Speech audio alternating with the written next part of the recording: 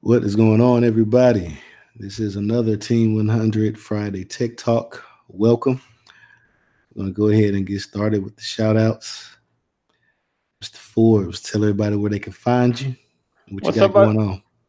What's up, everyone? This is Joseph from Forbes Tech Reviews. You can find me at Forbes Reviews and on Twitter at Forbes. On YouTube at Forbes Tech Reviews, Instagram at Forbes Tech Reviews, and I'm gonna let Rob go in. Rob, go ahead and introduce yourself, man. I was just doing a quick testing of the mic. I'm sorry on the low. I didn't want to interfere with you. Doing good, but yeah, my name is Rob. My name is Rob Pouncey. You can find me at RP3 Tech Reviews on YouTube. You can also find me on Instagram at RP3_Tech Reviews and on Twitter at RP3 Tech. What's up, everybody? All right. So I am the tech gentleman, also known as Eric Kelly. I'm going to be hosting the stream tonight. Feels good to be back on. So, fellas, I know you streamed last week. I wasn't able to make it. Just getting into it, man. How deep into the iPad, Apple stuff did y'all go? I know Alan was hosting. I feel like he probably was charged up on some apple juice. No, he was charged up on some other juice, but yeah, he was charged up on some other juice. We didn't go too far. I don't remember, dude. To be honest, I'm old. Apple, but I mean, it is what it is with the. I was more impressed with the Mac Mini. Yeah, I heard. Basically, the Mac Mini is a lot more capable now. It's not as handicapped. So if you're trying to do some Apple stuff, you ain't trying to spend no iMac money. You got an option now. The Mac Mini is there. Yeah. Okay, the question is, will any one of us get it though? The Mac Mini? Nah. I had a Mac Mini a long time ago, and it literally lasts me 6 years. Yeah, without any problem. 6, dude, that's a long time. Yeah. Yeah. That sound normal. Sound like how it's supposed to go. I'm trying to share this up with everybody too while we talk. Yeah, I'm slick trying to share it out as well. I need to go ahead and get that set up. What's up, 6 Louise, Mr. Guy David, Scooter? What's up, y'all? Thanks for jumping in. What's up, Mr. Davis? How's it going, sir? And Mr. 6 Lou, he's always in here. Team 100 for the win. Oh yeah, man. We appreciate the support. Man, yeah. He would have been laughing at me the other day, dude, last weekend when I got my van stuck in the mud. Hey man, we told you about trying to off-road in the van, man. Dude, I got video too. Video proof the van was stuck like Chuck, bro. Oh yeah. Tell you, man, you need to drop that Hemi off in there and stop messing around. Wouldn't have them problems. Hey, you guys, did you see about the iPad or the new pen they got with it that's magnetized now? Yeah, man. I've been I've pretty much been watching every video on the iPads. It got your interest? It's cool tech. Initially just granted it's a different platform and all that stuff, but just the amount of power they put in it and the design, it's interesting. Apple, they changed the design of the iPad. Every iPad has looked exactly the same for the most part. They might round something out or smooth something out, but this time they made a kind of big change, and I think it looks pretty good. I played with one in Best Buy, and but it's cool. Yeah, I think I froze up for a while. I hope I'm not having no Comcast problems. Yeah, you always gonna have no Comcast problems, man. That's unavoidable. Yeah. I mean, the iPad's just expensive though, but man, it looks nice. Yeah. It looks nice. I just don't use a laptop. I mean, I have a 6.4 inch, a 6.2 inch, and a 6-inch phone. I mean, I don't know. And then I have this laptop too, so I don't know. I don't see a purpose for a tablet, but it's nice though. I'm not gonna lie. That I didn't see it at Best Buy. I think Jay Will had one, or somebody else had it on their channel, and it was just nice, man. I was like, damn. Yeah, I mean it's good hardware, and Apple definitely I think their marketing materials are second to none as far as displaying things in a way that makes it look appealing, makes it look appetizing. I heard an interesting perspective on the iPad Pro, because we forget about the little iPad. We forget they got a $330 iPad that you can buy, and they don't really talk about it. They didn't even speak up. They didn't speak on that this event or anything. But iPad Pro is geared towards a specific market, but it's still kind of limited. But the interesting perspective I heard was somebody talking about it compared to, like, as of right now, if you get the 12.9 inch, that's starting at $1,000, and now they got the new, MacBook Air. It's starting at $1,100. You can get a regular MacBook at $1,000. So they got an iPad and a MacBook at the same price point, and they're like, well, which one do you pick? And it was basically saying that, the way iOS works is everything is run through an app. You can only do what an app will let you do on iOS. You're not going to pick up iOS and like make it do nothing that somebody hadn't already decided you need to be able to do, right? But if there's an app that lets you do what you need to do, it's going to do it better than anything else. Like if there's an app on iOS on that iPad Pro with the horsepower that's in there, with the functionality it has, if there's an app that you use that lets you do whatever you do, you're not going to be able to do that better anywhere else. Like it's the only option. But if it doesn't, then you kind of stuck trying to do things the iOS way, right?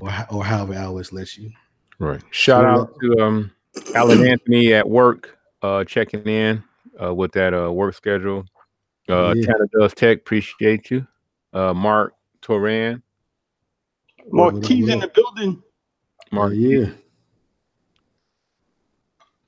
They said I look like a every police sketch ever. Oh. What's up, KB? KB's in the building. KB, what up? Tech Rant live in the building. What's up, Tech Rant? What's going on? Yeah. So go ahead, Forbes. I was just going to say, Guy Davis said I'd use my phone and laptop at home, laptop at work. I have a Lenovo tablet I got back in 2015. I have to remember to charge it up. I mean, yeah, that's me too.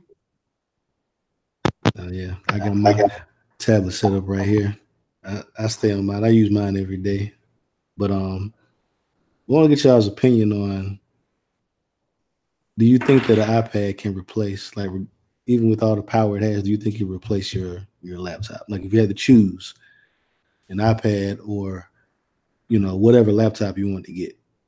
Because once you start getting everything for the iPad, you up in the, if you get the highest end iPad, that's, you look at over $2,000. Once you get the keyboard and the pen and storage and warranty and all that stuff, do you really think we're at the point where iPad can replace your actual laptop? I'll start you, Rob. If you're going to shift everything you do on a laptop over to an iPad, it's kind of hard to justify it. Even with all the peripherals, it's in the price, like you say, it can get upwards to almost $2,000. It's really hard to justify it. Yeah, I mean, I think somebody walked in, but yeah. I mean, I couldn't do it, but if I know other people use their phone, so why not switch over to the iPad? I mean, I don't think I personally could run my channel and get rid of my computer and just use the iPad. Well, I edit on Final Cut, so I don't know if the iPad Pro can run Final Cut. But if it can, it runs like a kind of dumbed down version. It doesn't do full Final Cut. It has to do full Final Cut. It got iMovie, the dumbed down version. Well, I know it doesn't have the full capabilities. Even with all that power, it still doesn't have the full capabilities. I think right now they're saying that Adobe, whatever their new Adobe Premiere kind of software that's supposed to be coming out. Adobe Rush? Yeah, they're saying that that's supposed to be pretty powerful too. Shout out to Mrs. Still limited. Shout out to Mrs. Tech Gentleman who jumped in. Sean Miss Kelly's gonna be knocked out. Miss Kelly's in the building. Yeah, I thought she was gonna be knocked out. Yeah, she's man. Sneaking on her phone, dude. I appreciate it. But yeah, I don't know if I could get away using the iPad, but I know other people. Time out. Tanner does tech. He wants us to put some respect on his name. All right. Dropping 15 bones. $15. Shout out to Canada Tech. He got 1,500 subs. 1,500 hey, that's subs. What's up, man. Keep it going, man. I'm trying to be like you, man. But yeah, he wants us to put some respect on his name. He dropping the 15 Android dollars. I had to take my sunglasses off to see that, and I still can't see it. I'm blind, dude. I am blind as a bat. Like, and you got sunglasses on, so it doesn't help. No, it doesn't help. Is that how your van got stuck in the mud? No, I just went straight for it, dude. And I'm like, I'm gonna floor this. I'm gonna hit that hole, and I'm gonna get through this mud. And that's how I know mud flying everywhere. I had to call my kids to come help me get it out, dude. Oh man, if I would have vlogged this, I might be famous now. Cause hey man, it's like my wife would tell you, turn around, don't drown. You know, but yeah, I'm definitely blind though. I cannot see without my glasses on. Yeah, you ain't cool enough, man. I just do this number or something. There you go. Hey, I'm sure your kids would love it.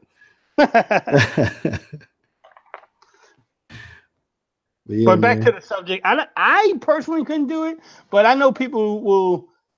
I don't know if they would go from their, say, MacBook Pros to an iPad just to do it.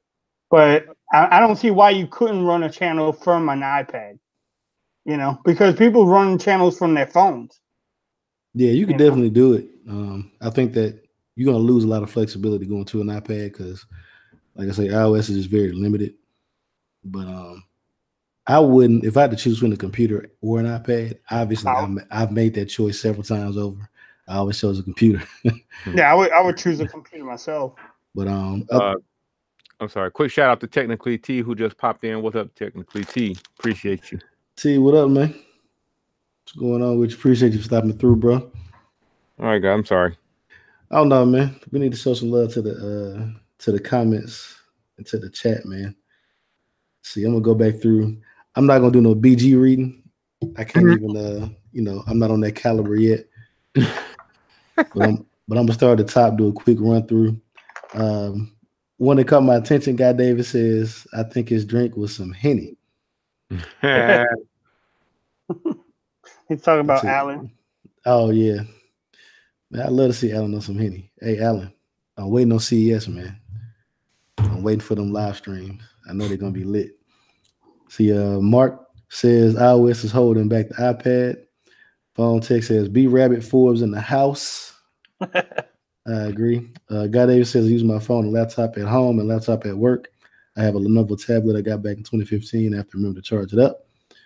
Tanner says, what's up, Phone Tech? Sis Lewis says, damn, Forbes already thrown down some hardcore lyrics. Phone Tech says, Forbes look like every police sketch ever. Let's see what else. Guy says he don't use the tablet that much. Yeah, it's a Lenovo. I can't blame you, man. Can't blame you at all. Let's see, Tech Rant says he maxing and relaxing, responding to Tanner Does Tech. Let's see, Mark says it's definitely not a laptop replacement, referring to the iPad. Sean says iPad is a good laptop alternative, not a replacement. Phone Tech, Mr. Apple himself, he says my iPad Pro is my son's YouTube and Roblox console. Hey, they can definitely be that, man. We haven't even talked about that as far as like a gaming alternative. Mark says it's just an overpriced streaming device. Guy Davis says tablet replaced my laptop. No, but for my cuz, she uses her tablet for most things and don't need a laptop. Yeah, I think it depends on what you're doing with it. Tech Rant says iPad can replace a laptop in certain situations. True. Let's see. Phone Tech says, is that Surface laptop legit, Sean? Asking Sean if I guess Sean got a Surface laptop. That was pretty slick.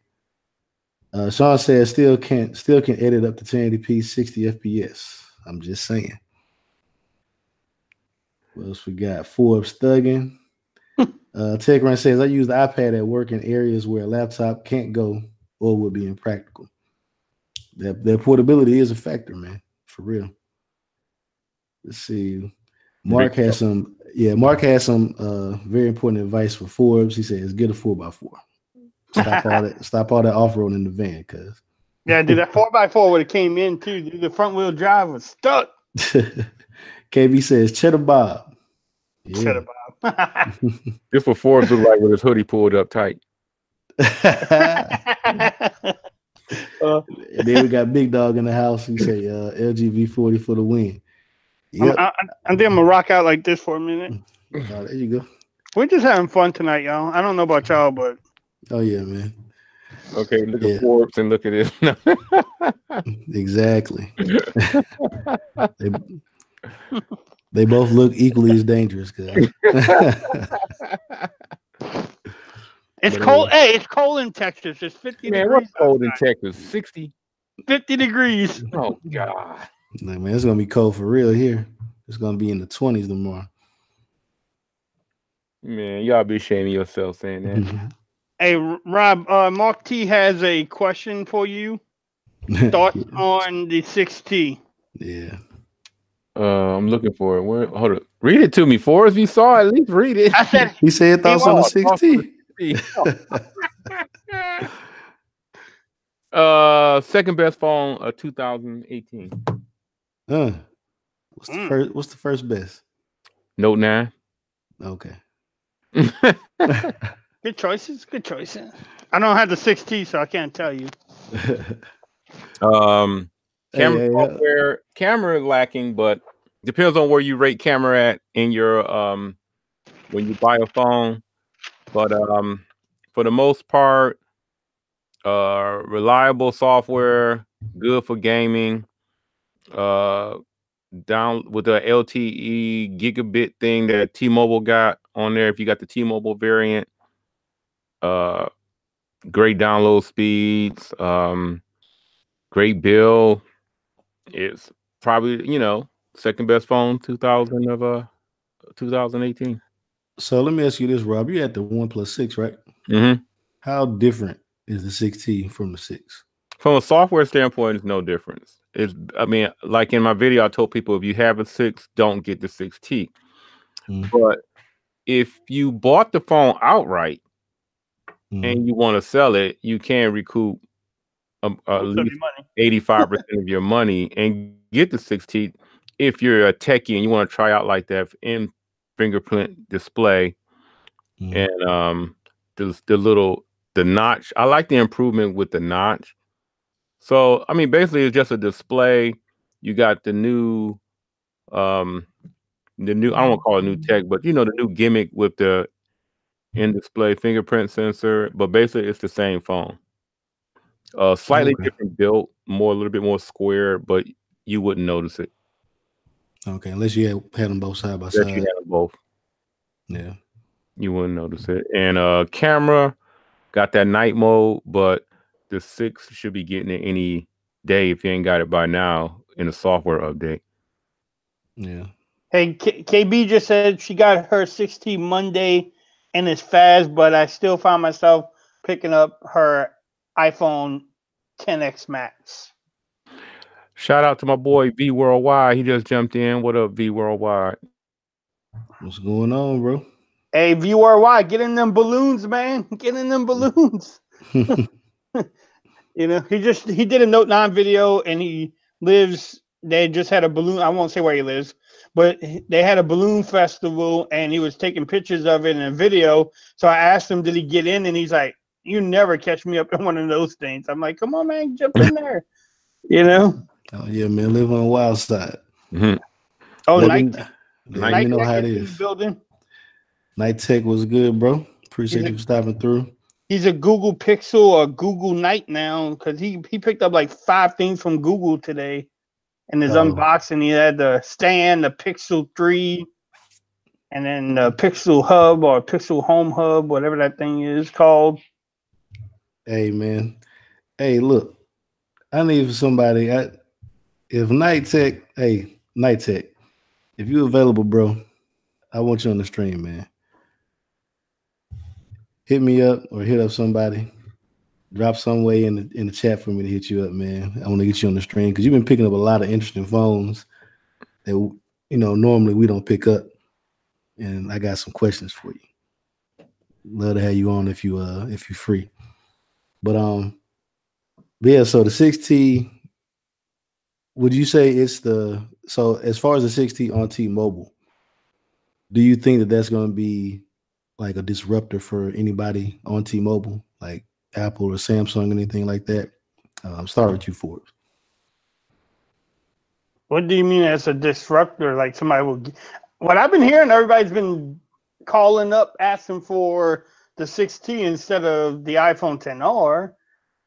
So I don't know if they was just jumping on that deal or what, but I would love to see the numbers from OnePlus and T-Mobile to see how much they actually sold. Yeah.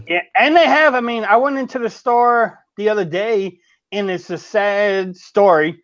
You see Samsung, you see Apple, you can't find LG anywhere, and then OnePlus has a big old display and everything else. So people are going to ask about the phone. When they go in there, they're going to see the display and say, "Hey, what's this phone?"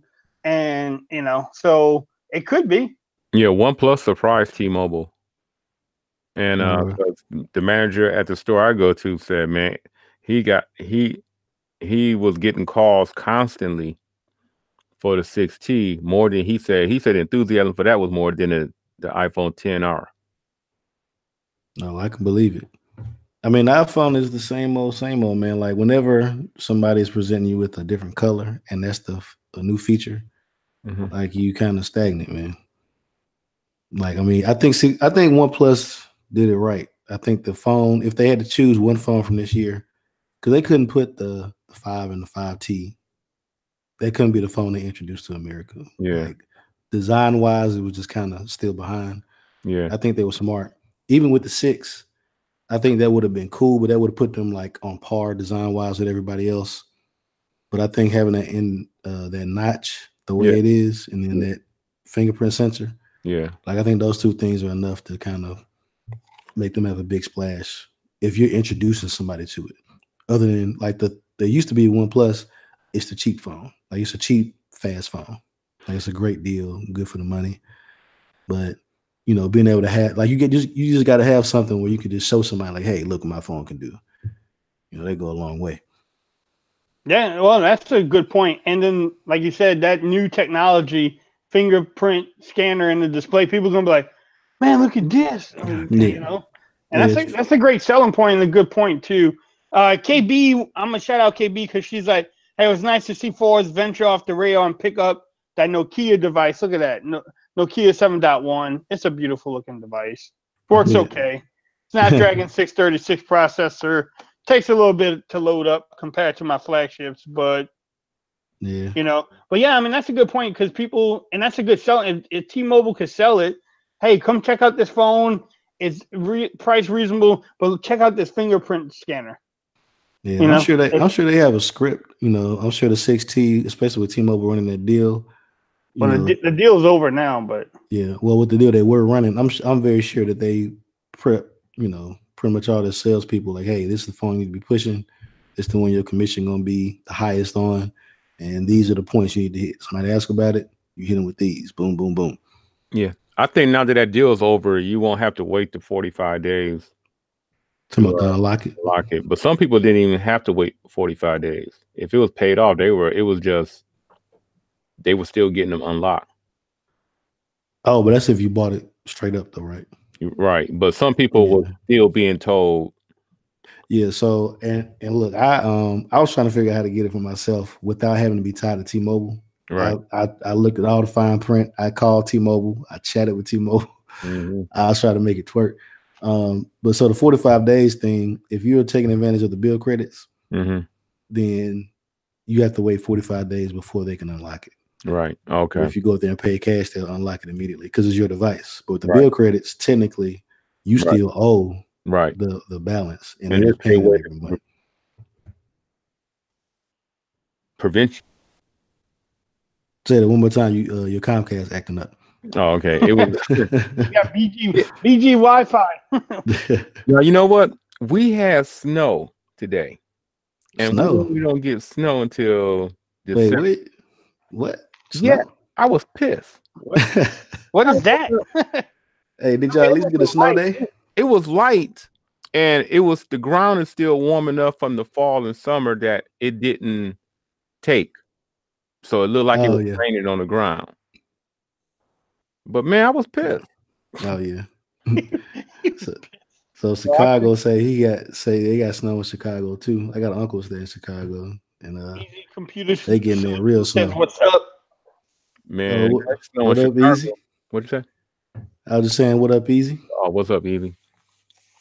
But, Sean O said Buckeyes are my favorite second college football team. We need to. I'm a ban Sean O right now. Right, Sean O, you gotta go. Wait. He's gotta go. Hold on. Who's his first favorite though? You gotta give him a chance to redeem himself. It's probably USC. He's probably gonna say USC. UFC. USC. Oh, USC. I mean, it's not better. But University of the Spoiled Children.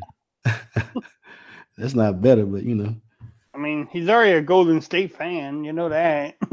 Oh, look, I know Tech ran in a real Ohio State fan. Every Ohio State fan knows it's the Ohio State. Ohio State. You don't say Ohio State. Down this year, buddy. Yep, he said it USC. He said USC? Yeah. He's from California. Shout out to Albert U in the building. Albert, what's going on, bro? Appreciate you for stopping through, man.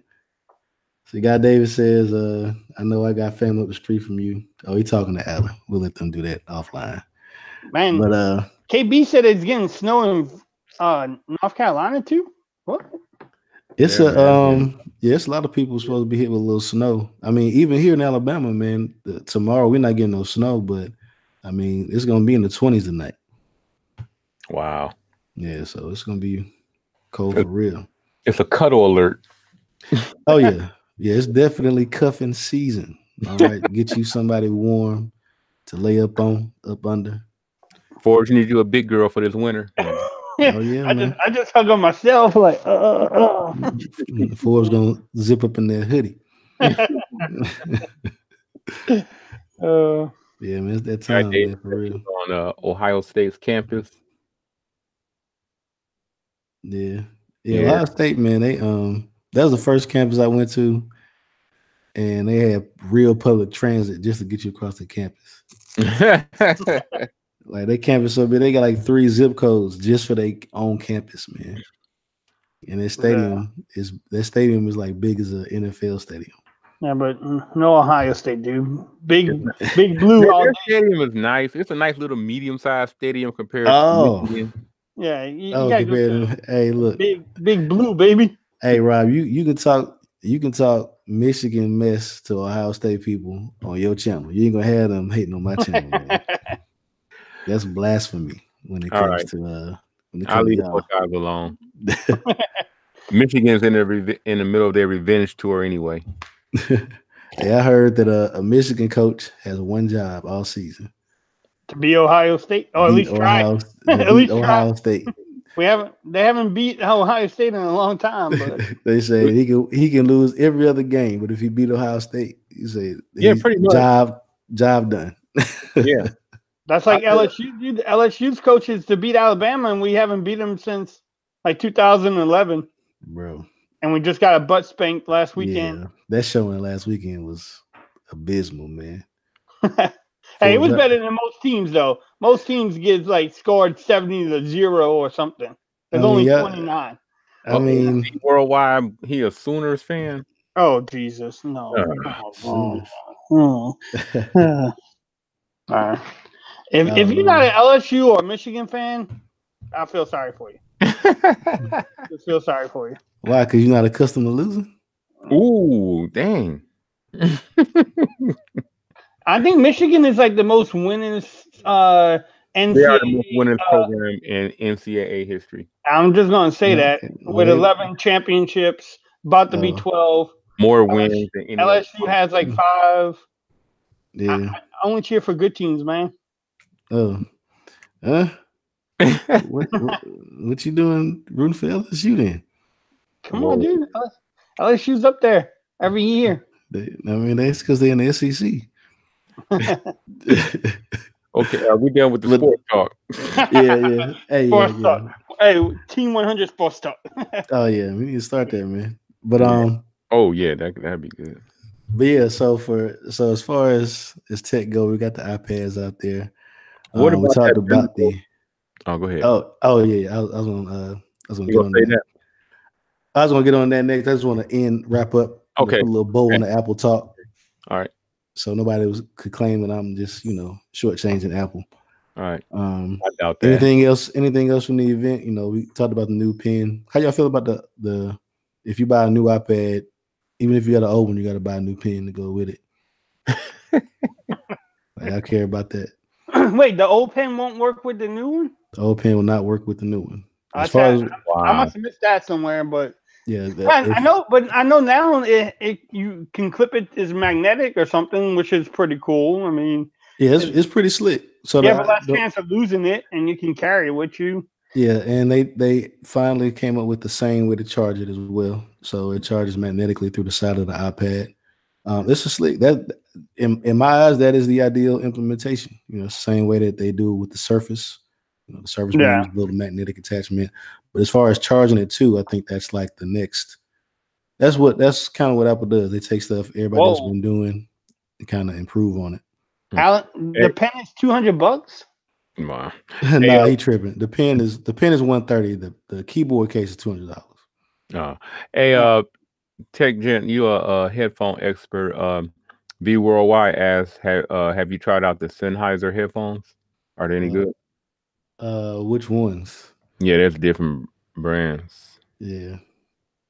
If you tell me which ones I can, because I got a pair in the back, but it depends on which ones you're talking about, because they make some expensive headphones. Hey, he's available for a few minutes. All right. Yeah, man. Let me try to get him a. Can you DM it to Twitter? Yeah. Let me do that right quick. Guy Davis said his football season, other than Iowa, is just awful. Florida State pulled my hoodie over my head. Poor Florida State, man. God, I used to do the tomahawk chop with Florida State when it was good. Yeah, man. My wife went to Florida State, man. She was trying to get me to go to a game, but I never made it down for one. But she was like blown away. She was like, "It's so crazy going to one of those games." Dude, we went to a Texas game the other day, Texas and Baylor, and it was pretty good. I mean, I let my daughter buy the tickets, and you go to the stadium, it's like, okay, I'm gonna go to the nosebleed, but I'm not gonna go to the very top. I'm gonna be like halfway up there. She got tickets on the very last row. Way up the top. I looked up, I'm like, oh, my fat butt is not gonna make it up here, dude. The stadium was up, the last seat was up here. And we were sitting against the back. I was like, damn, this is high. It's kind of windy. It was about to rain, but it was still a good game, though. It was fun. They got rowdy. The kids were getting rowdy around us. And I think one kid got punched in the face. Oh, yeah. Hey, it ain't a game unless somebody get punched in the face, man.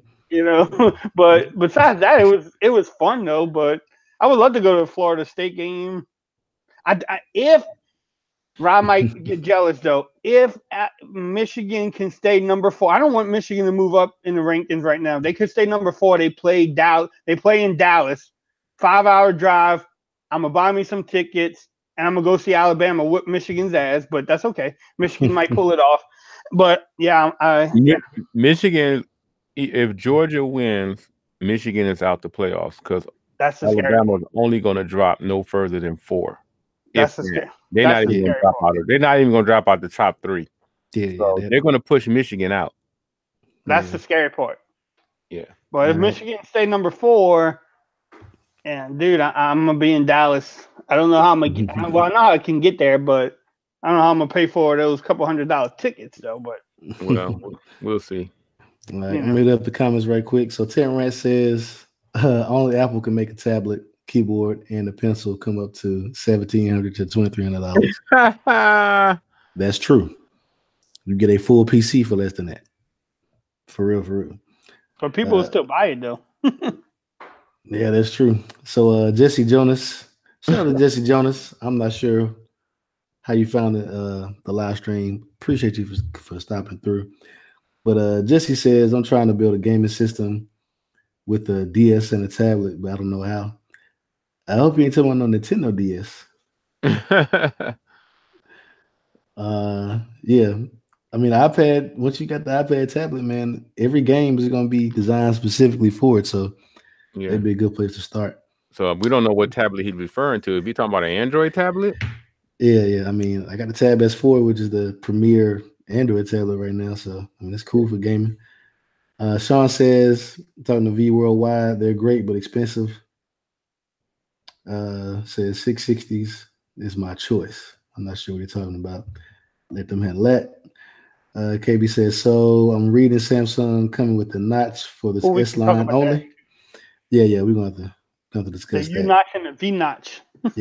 Yeah, I got feelings. I got feelings on that. I bet you and B, where's BG at? We need BG in here. BG's probably drinking right now because he read that. U notch. Yeah. Well, so what I think is going to happen. So I guess we can talk about that, and then we got to make sure to talk about the foldable stuff, just like the idea of it as well. Make sure we hit that too.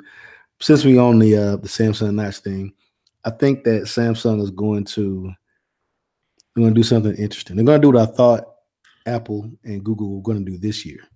At some point, the notch is going to have to be degraded, right? They're going to have to make the notch appear as a compromise, because at some point they're going to have a phone that's all screen. That's very close to happening. So what do you do when you have a phone that's all screen? You have to shit on all the phones that have a notch, right? So I think that what Samsung is going to do next year, they're going to take that time. They're going to introduce a notch, but then also they're going to introduce a phone that doesn't have a notch. They're going to charge a disrespectful amount of money for the phone that doesn't have it, and make you feel like any phone with a notch is inferior. I think that's going to be the move next year. I think Samsung's going to start it out. What do y'all think, Rob? You think Samsung is going to? Well, in America, I take that back. Because we know if you go across the waters, you can get a phone with no notch right now. Right. I mean, I don't know, man. I don't think companies should. I don't know, man. The notch is the notch. I done got used to it. It's a non-issue with me. I mean, I don't complain about it no more. They done pretty much beat me down. Took your money. They done took my money, beat me down. I'm like, just do what you guys do. What you want to do now. Yeah. You're gonna charge me $1,000 for it, or $1,200. So it is what it is. I don't know. I mean, the technology for them to have like a display where you can have the camera come through is there because it's in the OnePlus 6T. If you ever see Jerry Riggs Everything, and you see how he took apart the OnePlus 6T and how the LED shines up but doesn't shine back, and the reason why they got that disgusting glow is so it lights up the screen so the camera underneath that display can see your fingertip, your fingerprint. That You froze. Like BG Wi-Fi. The technology. He's on BG Wi-Fi. I saw this froze thing, but where you can have a complete display where the camera comes through, is the technology is there. It's just that I'm wondering why they're doing it. Not is they doing it because they are Apple? They had Apple issues. Let me chime in. Notch is laziness. Pure. Yeah. So that's the easy way out. Yeah. It's laziness. Like if I have a choice when I'm like, man, I need to make this screen go as far as possible. Hold on. Say what a little bit. Go to bed. Go on to bed. No, put that down. Go on to bed. All right. Gotta love it when the kids interrupt. Yeah. But yeah, like I was saying, the notch is laziness, man. That's all it is. It's literally everything that's on the iPhone. Any phone that has a notch. Every phone before it had the same stuff. You've done nothing to push the boundaries or push the limits of design or done nothing innovative. You literally took the easy way out. It's like, hey, we can put screens where we didn't have anything before. That's not hard. Like that's Whoa. We have celebrity in the building. What's good? What's good? Himself. Yeah, what's good? So if you're not familiar, I'm gonna make sure I get your info and put it in the description below. But we have Night Tech, a fellow tech YouTuber in the building. If you don't know Night Tech, check out his channel, his content. He's presenting you with phones you've probably never seen before. Premium flagship devices coming from carriers OEMs we don't get in the US. Huawei, Xiaomi, Oppo, things like that. Definitely take them out. That's why I want to get them on tonight because we're talking about tech, and he's got some of the latest and the greatest. Night Tech, tell them where they can find you, man, and what you got going on. You guys can find me definitely on YouTube at Night Tech. You can find me on Twitter at Night Tech Views and on Instagram at Mr_Night85. But yeah, man, just fellow YouTuber, trying to make it just like everybody else. Yeah, man. Nothing special. So how's that Google Pixel 3 XL working out for you, man? It's not bad. It's not bad.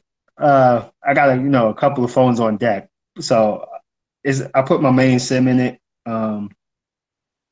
It's not bad. I'm having a little bit of difficulty with the fingerprint scanner. I don't know what's going on, man. I had to register it like a couple of times. I don't know. I was looking at first. I thought it had like a film over it, but it totally didn't. I don't know. Right. So is that your first Pixel device? Yeah, this is my very first one. I haven't had the first one, the second one. This is the first. All right. So having that one, which people say is the best, is the most premium built Pixel to date, comparing it to some of the other devices you have, what do you think it falls? You said what do I think it costs? Well, I was saying, what do you think it falls compared to? The build is definitely there. It's as you can see, I got the OnePlus 6T. So the build is actually there. It has a little bit, I like the weight.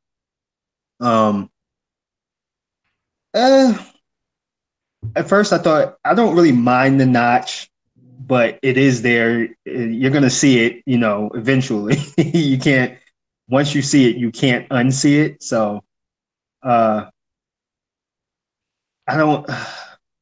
It's built good. But I basically can get probably better performance. Like I said, I just got it today, so I haven't really done anything with it. But right now, at the top of my list is the OnePlus 6T.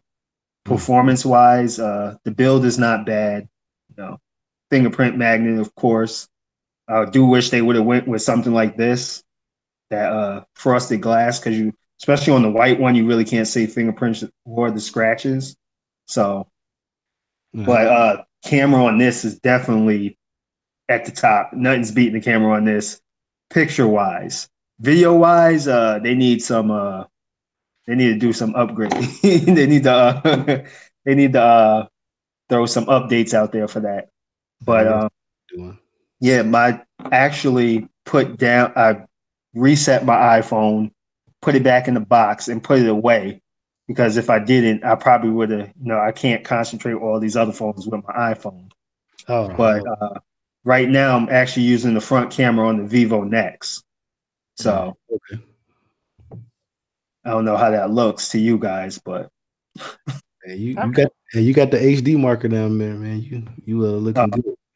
Okay, so yeah, I got the Vivo Nex. I do wish that OnePlus actually would have went with the Vivo Nex design instead of the notch, because they could have. But hey, it is what it is. With the pop-up camera, you mean? Yeah, that's the one I'm using right now. Is that motor really loud, or does it? You can definitely hear it. It's like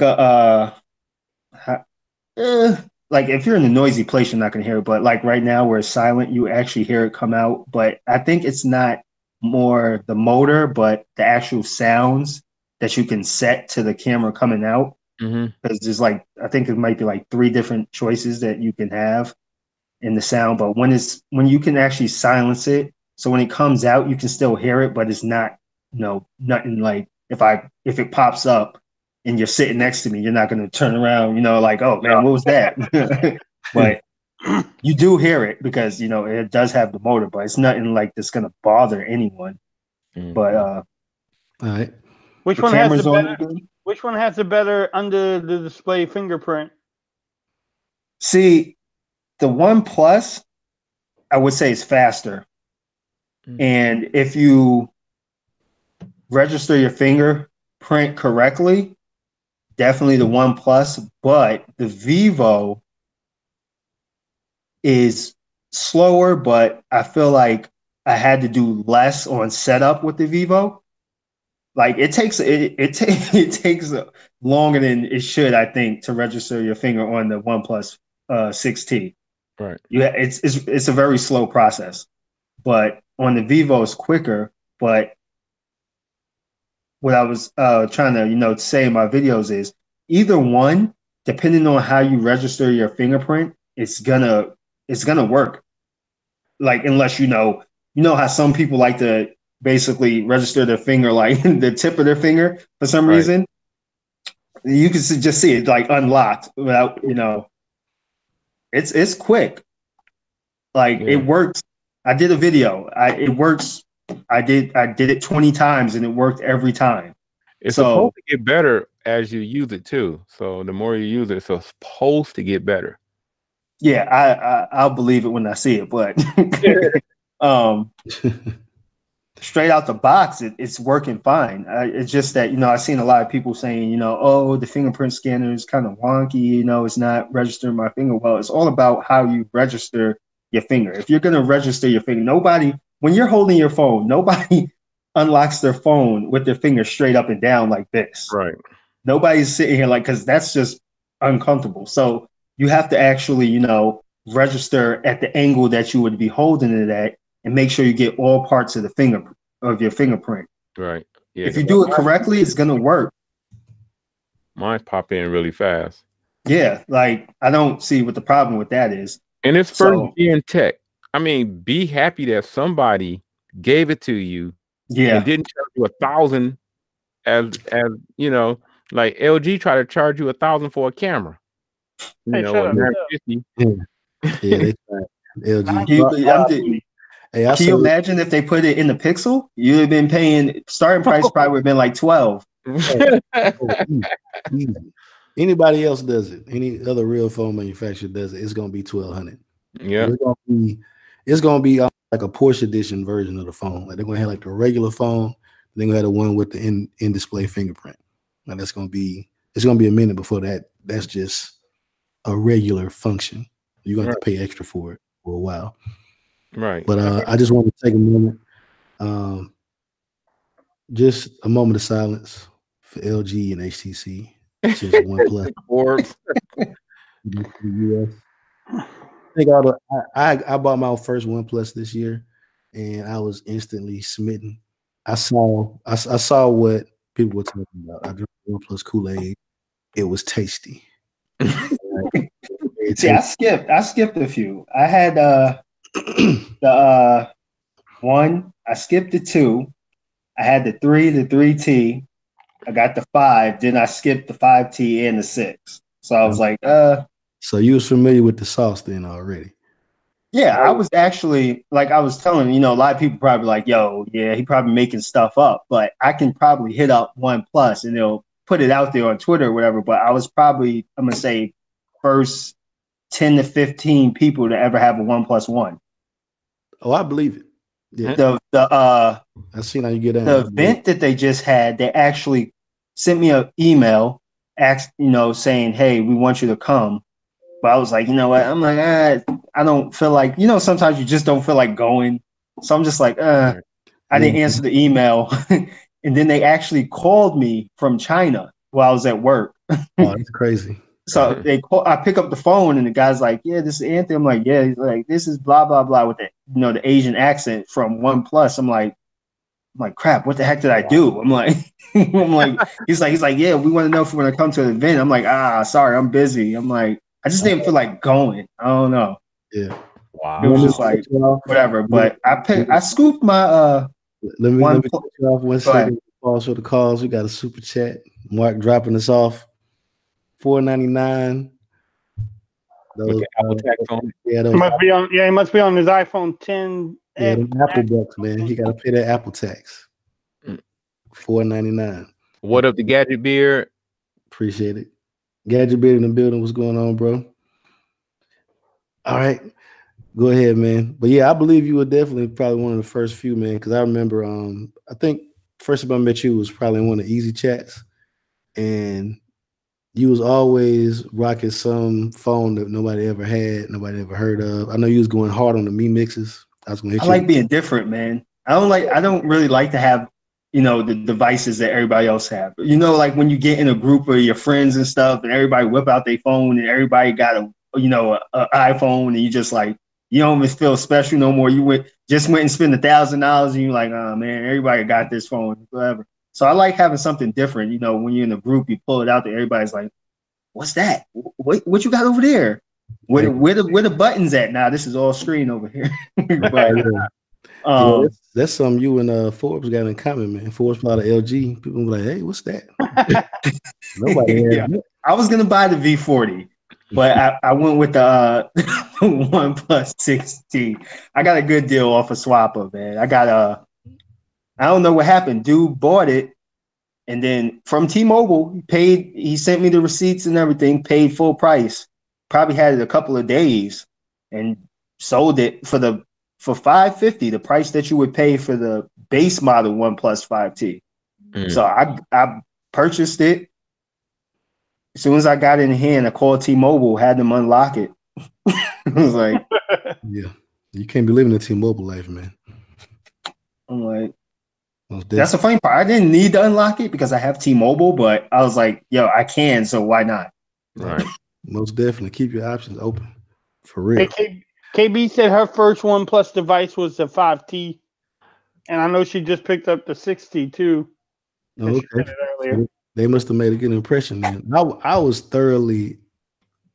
To be honest, because I've had Pixel devices in the past. I've had Nexus devices. Well, not Pixel. I've had Nexus devices in the past. I've had stock Android. And to be honest, I didn't know stock Android could run like that without being rooted in ROM. Like I didn't know that fast could be a feature. Right. On the OnePlus, fast is a feature. I mean, literally, just if you want a device that you can pick up and it's just gonna do whatever you're trying to do at that moment, it ain't gonna put no bells and whistles on it, and they got a whole bunch of options and settings. Everything they do is very strategic and very functional. And yeah, I'm a believer, man. Yeah. I knew once they came, I know LG's going down, HTC's going down. Hell, Motorola might be next too. Motorola is definitely going down. Yeah, man. What they just released, didn't they just release a phone with 2 gigabytes of RAM? That Android One phone for $400. Yeah, with 2 gigabytes of RAM. And then Motorola doesn't even have a flagship this year, really, because they didn't release another not XZ. I'm thinking about Sony. Z3 or Z. Yeah, another Z series this year. They released a Play, but not like a top of the line Z. Right. No, but why would you get a Android One phone for $420 when you could have saved an extra $100, or either take that money and get a OnePlus device? That was stupid to me. Motorola don't know what they want to do. Yeah, man, poor Motorola, man. They've been passed around like they have no guidance, man. Like Motorola is just it is Lenovo's giving them the leftovers. They're like, yeah, you can have that. Go take that here. Run with that. Yeah. We got a few extra parts left over here. Build yourself something. Right. And the phone is nice though. If you look at the look, just the actual look of the phone, to me, it looks kind of nice. Yeah, I think they definitely, with the modularity thing, they should have kept powering through that, man. They were on to something. Yeah. Problem is they didn't change the design. Like as far as screen to body and ergonomics, they kind of were stuck. They got left behind real quick. Everybody went to the curved glass and high screen to body ratio. And I just don't think they can keep up with that design. So instead of coming out with a phone and trying to charge people a lot of money for it, and then told everybody like, hey, whenever we come out with a phone from now on, it's going to work with the mods, and having to go back on that, they just said, we're just going to come out with 1,700 G series phones. Gadget asked Night Check how he liked his Pixel 3. He already answered. Well, he answered earlier, but I don't think Gadget Beer was here. But it's all right. Like I said, I haven't really tapped into it. I snapped a few pictures and stuff because that's the biggest part of the Pixel is the camera. Yeah. Everybody wants that Pixel camera for the photos, but I wish if OnePlus could just get this camera in that phone, then it would just be over. Oh, there'd be no compromises, really. That would be tough, man, for real. But Night Tech, since you do have the top dog camera, and this might be an ongoing conversation, because I am free from Verizon, right? I'm on Cricket. I'm living in GSM life. I'm trying to get some phones nobody has. I'm looking at the Mi Mix 3. It's probably gonna be my next acquisition. I'm not buying nothing with a notch on it.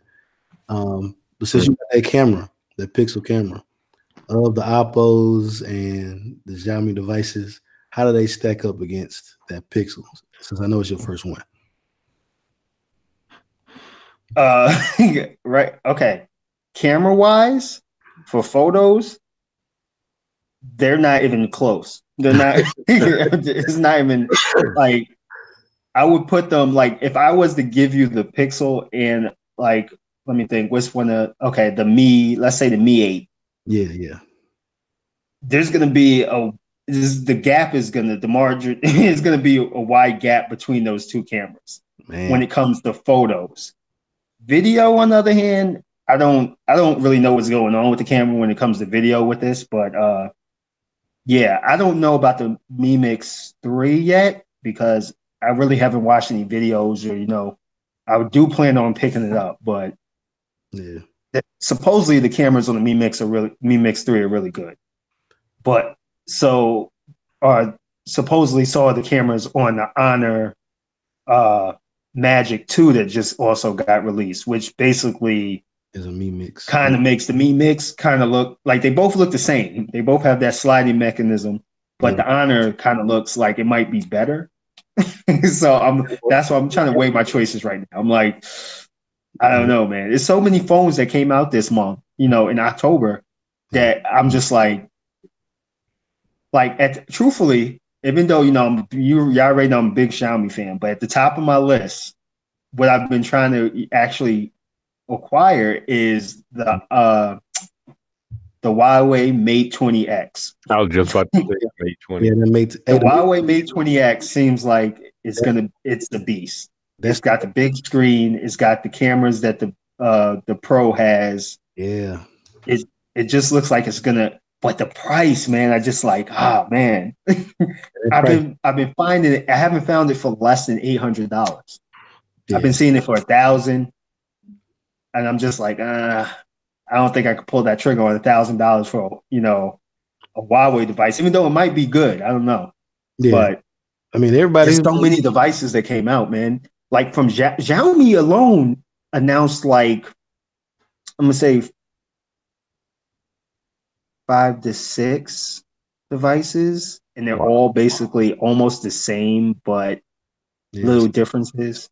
Yeah, like it's funny because you can see them kind of going through the same steps that Samsung went through before they took over. Because Samsung used to come out with a device like damn near every month. they used to drop like 20 devices in a year before they got down to, refined it down to the S line and the Note line. And Xiaomi is literally like, hey, you want a phone that's a little bit bigger? You want a phone that's a little smaller, a little bit bigger battery, a little bit smaller screen, a little bigger screen. What about this notch? What about that notch? 3 cameras, 4 cameras. They working on something. And I think eventually they're gonna get to that point where they they're gonna be hell. What is it? Like, for example, they just announced the Mi 8 Pro, which is the same thing as the Mi 8 Explorer Edition, almost. Yeah, the same fake back. One of the options is the fake back, but they have like 2 other colors. But it has the in-screen fingerprint scanner. Yeah, and it's only like you can get it like off of whatever sites or whatever for like $500 and something. Yeah, and, it has like the Snapdragon 845s and the 8 gigabytes of RAM and all that good stuff. So I'm like, these are the companies that I'm like, people, that don't know nothing about it, but these are companies that you got to watch out for. Like Xiaomi supposedly is holding an event in December in New York. Yeah, man. People should be nervous, man. Because OnePlus is one thing. They got one device. OnePlus coming out with 2 devices a year. That's it. Xiaomi, though, they'll drop a damn dump truck load of phones. They'll flood the market quick. But since we mentioned Techtober or October with all these phones and devices coming out, what are some that you know for sure you're gonna buy that's coming out this month? Start you, Forbes. This month?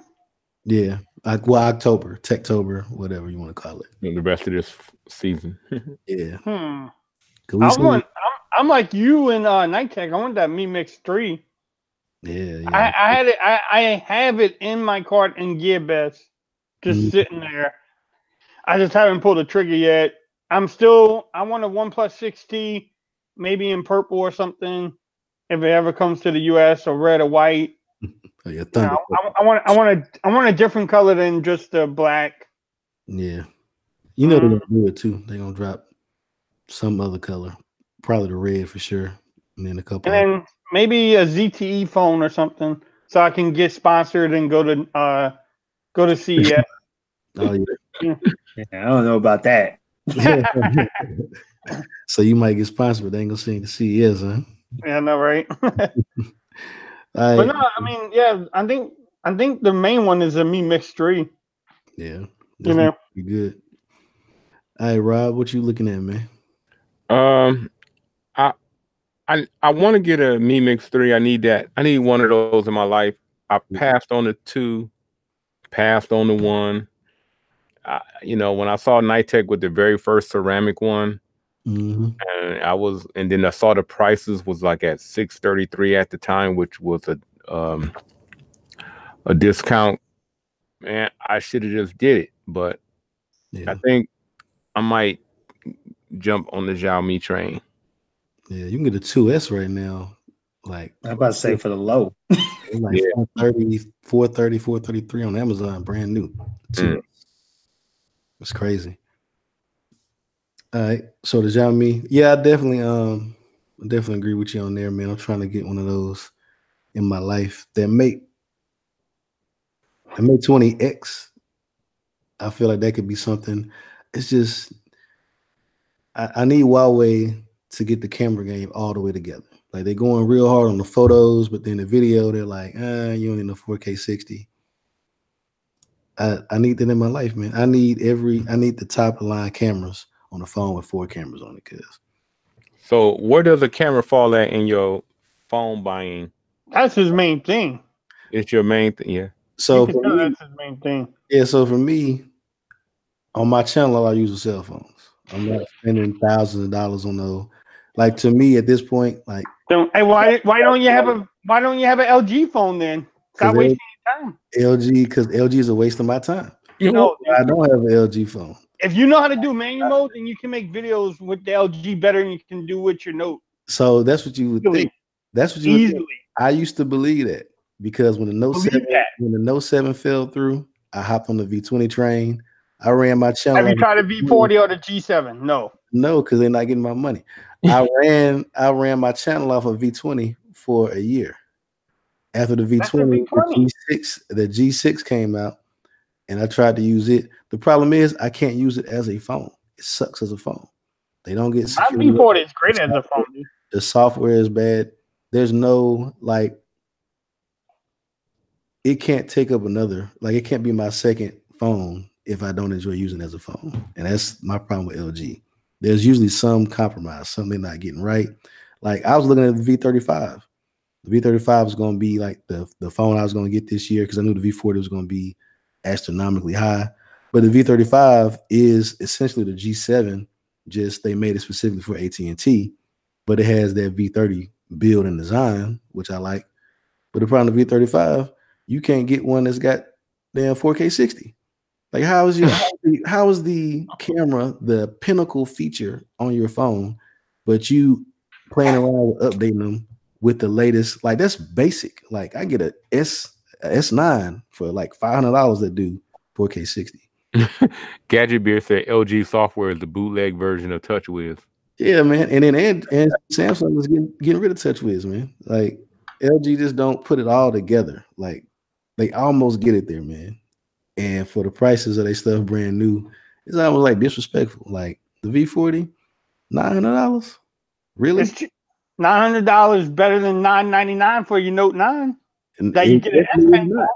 It definitely is not. Dude, the display on the V4 is just as good as the Note 9. But the thing is, if you're gonna buy something for the display, you're not gonna buy LG. You're gonna buy a Samsung. If you care, that's the thing. Like LG, like they're almost the things that they're the best at. Nobody cares because they're mediocre in the other. Because everybody wants to live in 2012 and 2013.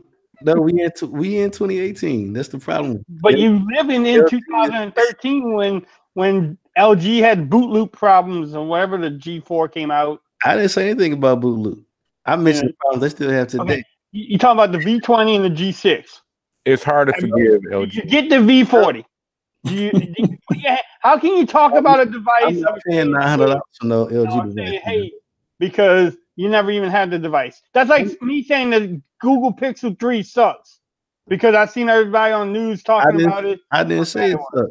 I said that it has the LG issues. Like it's not 100%. It doesn't have it. This phone is 100%, dude. This phone is 100%. There's no issue. It's not worth $900. No phone is worth. You think the Note 9 is worth $999? At least they tried. Get the fuck out of here. At least they tried and then hand me a G7 with an extra. Get the fuck out of here. Okay, now it's $900. You can't tell me the Note 9 is worth $1,000. It's closer. At least they attempt to make it worthwhile. I mean, it's a feature-rich phone. Yeah. My V40 is feature-rich too. Your V40 can't do it. It doesn't have a fucking pen. I can't write on the screen. Exactly. That's a fact though. You can't do it. I can write on the screen. I can on my Note 9. If I want to write on the screen, I can. I have more functionality than you do. I have more capabilities. I have more technology, man. But getting off of LG for a second. So Nightech, I think you said that you, as far as something you were looking forward to that came out, I got a whole list, man. I know you got it. Yo, I got what? B-Mix 3, like I said, the Honor Magic 2, the Huawei Mate 20X, probably the Mi 8 Pro. I already got most of the devices that I actually wanted to get. Like I got the Vivo Nex. I don't know. Forbes talking about trying to live in 2012. I'm like trying to live in 2030. So I got the Vivo Nex. I had the Oppo Find 7. Yo, do not buy that device. I'm putting that out there. Do not buy the Oppo Find 7. Oh, okay. I mean the Find X. Okay. I'm about to say, what's the Find 7? Yeah, the Find X, man. Do not get the Find X. It was a flop. It's overrated. It's I don't even. Once you get it in hand, it's like, oh, you're looking at the design. It's all about the design. After you get past the design, it's like, I put it next to the Vivo Nex, and I was just like, yo, you going up on Twappa. I'm like, you're going back up on Swapper, but yeah, man. The Oppo X, is that the one that has that screen that pops up? Yeah, the camera that fully like, rises. Yeah, top of the phone pop up.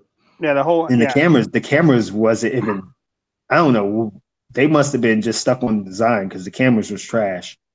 Yeah, and that's been holding me back too because I'm looking for a second phone. My thing is I gotta have a Note device, so because I actually use S Note. Like I've been using S Note since like the second Note. So I got like thousands of notes. Like I need that pen, that functionality, but I need a second device. But it's got to have a great camera on it. That's my thing. So I've been looking. Chinese phones, they're cool, but everybody out here is like, the camera's kind of shaky. So I'm hoping that Mi Mix 3. You might well just pick up a Pixel then. Well, the thing is, Pixels still high, man. People still want $600 for a XL2. I mean, a 2XL. I'm like, I'm not paying. You got to play, right? I mean, come on. You bought the $900 Note? I did not.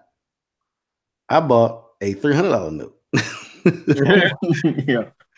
You thought I was joking. Y'all thought I was joking when I said I was not paying $1,000 for no phone. I didn't pay $1,000 for my Note. I would be shocked if anybody paid $1,000 other than people that pre-ordered. Shocked, because they've been giving them away, damn near. You've been able to get right now. You can get like $500 off. You can walk into Best Buy and buy a brand new Note if you on Verizon with a trade-in for like $150. That was last week. You say you got off of Verizon? Yeah, I'm off Verizon. I looked and I was like, oh, that's cool for people on Verizon. I was fine. Hey, shout out to in the building. Oh, what's up, Tiff? But yeah, hey, Night Tech, where do you get all these phones? Swapper or GearBest, man? Yeah, nah. No, there's nothing wrong with GearBest. Me personally, I'm impatient. I don't like for shipping. I don't like waiting for stuff. If I pay for it, I want it as soon as possible. So I actually get all my devices from eBay through Is that the guy from Houston? Yeah. The one that we got, I think that same one we got from like the U Ultra, right? Yeah. Saying that's where I get all my imported devices. Like he has the Mi Mix 3 on there for $650. Word? Mi Mix 3, but he put in the listing that he won't have them in till I think next week he'll start receiving them. And I think he said he starts shipping them like mid-November he put or something like that. But he has the base model, the 6 gigs with 128, I believe. Yeah. And it's like $650. But he only has the black. If you want he has the other colors listed, but from what I could tell, I think maybe that they're not in stock yet. So you know how people like put in placeholders, so they put the price high. So he has them at like $1,000. He has the other colors like at $1,000. Because I know on GearBest the green one's like $680, and I know the price went up.